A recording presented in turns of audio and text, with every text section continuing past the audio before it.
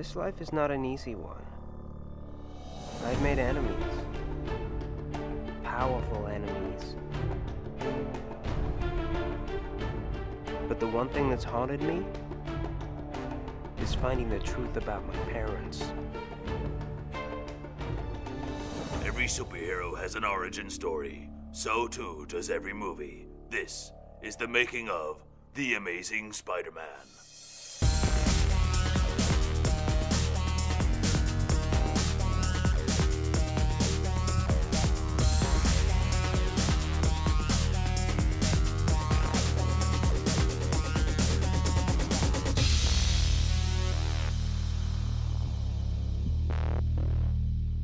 After the ill-fated sequel, Spider-Man 3, director Sam Raimi tragically died, ironically from a spider bite. So the producers had to find a new director for the exciting, action-packed reboot of the franchise.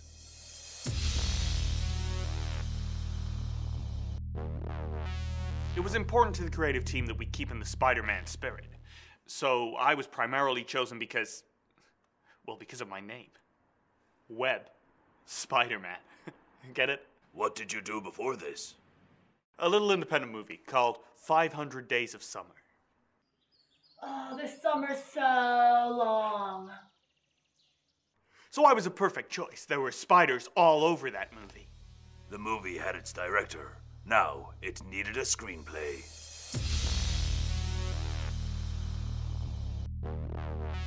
They needed someone familiar with the subject matter. The studio did the math. A spider has 8 legs. People have 2 legs. That's 10 legs. Crabs have 10 legs. A crab is the sign of the zodiac, so the logical choice was, of course, James Vanderbilt, writer of David Fincher's thriller Zodiac. I'm James Vanderbilt, and I wrote The Amazing Spider-Man. I wrote this deep... Now they had their writer. They needed their Spider-Man.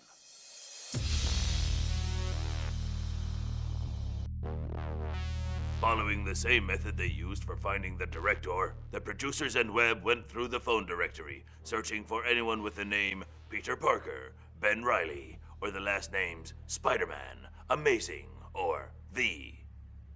After only coming into contact with the mentally ill or unsuitably obese, the production team found their spectacular Spider-Man in the form of one Mr. Garfield. British actor Andrew Garfield. I'm Andrew Garfield, and I play Peter Parker, also known as the Amazing Spider-Man. I've always thought I'd make a good Spider-Man. I'm pretty good at climbing, I look good in lycra, and if you give me a few minutes, I'll produce webbing. From your wrists? Nah, from my penis! Next, they needed their Gwen Stacy, Spider-Man's love interest. So they went to Hollywood starlet Emma Stone. I like blueberries. With the cast and crew in place, the screenplay locked, it was time to get the show on the road.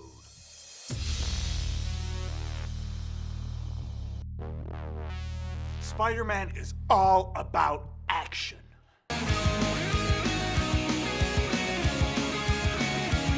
Movie doesn't slow down for a second.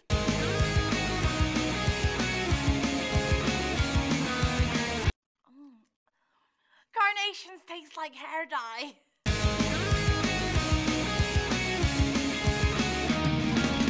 As the writer, it was important to... We're staying as close to the mythology of the comic as possible, whilst keeping it as action-packed as possible. But due to criticisms from the previous trilogy, in our movie, we're totally adhering to the laws of physics. One of the comments you hear a lot about Sam Raimi movies, God rest his soul, was their tendency to shun the laws of physics for the sake of an action scene. All our stunts are 100% possible.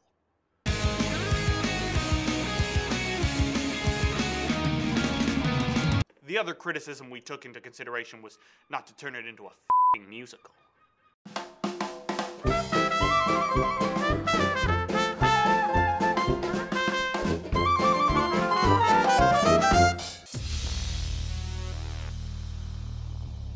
When going through Spider-Man's Rogues Gallery, the producers were spoiled for choice with the possibilities for the villain.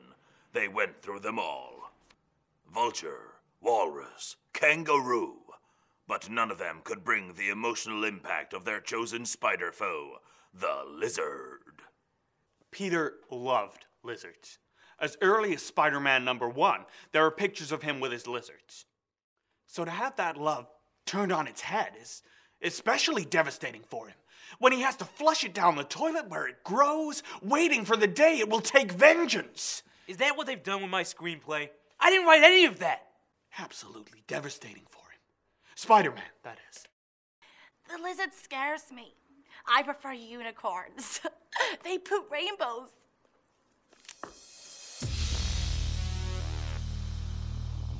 Spider-Man was originally inspired by French comic book L'Aventure d'Homme Araignée, which was about a spider who was bitten by a radioactive man and was really good at doing taxes.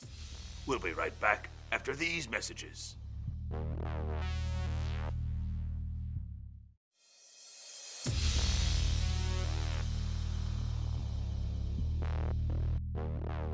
Sam Raimi was chosen as director for the original Spider-Man movies because he was once bitten by a spider and developed a slight rash. Of course, years later, he was bitten by a much larger spider and died. And now, back to the making of The Amazing Spider-Man. Another key plot point is Peter Parker's parents, who disappeared when he was a child, leaving him with his Aunt May and his life-challenged cross-dressing Uncle Ben, who was sometimes also Aunt Betty. The crux of Peter's emotional battle is the relationship with his parents, and more importantly, the inheritance he's been waiting on for over 10 years. Is any of what I wrote in this movie? I always wondered that about Spider-Man. I think we all did. Where did his parents go? And how much did he get from them? It's the mystery every Spider fan has wondered about. Did Uncle Ben squander it on morality lessons? Was it kept in a trust fund that Uncle Ben spent on classes learning how not to avoid murder? Finally, those questions will be answered. Money? I like money.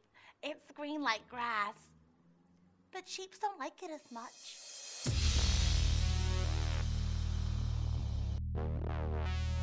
We've got so much going on in this movie. It's a roller coaster ride of action, emotion, action, until I mention action!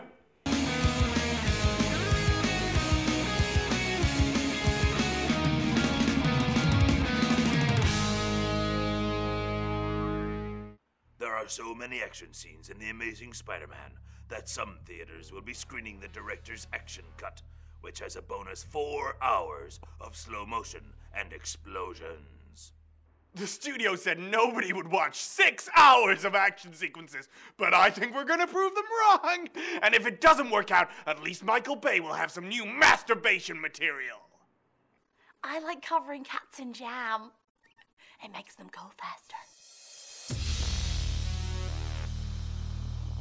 A new mythology having been set in this installment of Spider-Man. Are the team behind it already thinking about what comes next?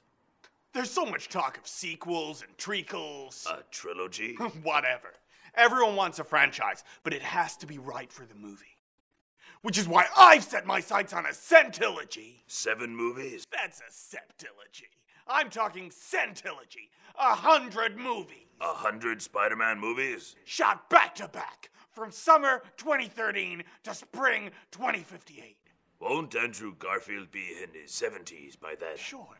Which is why, instead of spending millions on the CGI to make the movie as realistic as possible, like Sam Raimi, God rest his soul, we're spending most of the budget on R&D for anti-aging products. Plus, Andrew goes to sleep every night in a cryogenic tank. Are you kidding?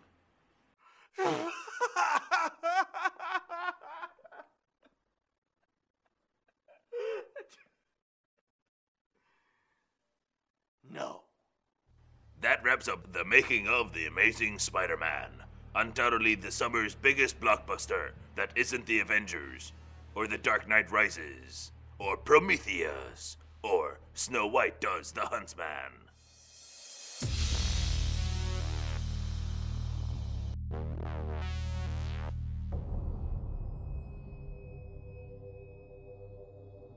I, Jason Bourne, hereby bequeath my legacy to Jeremy Renner, who has appeared in every single movie this year. Literally every movie, whether he was paid to be in them or not.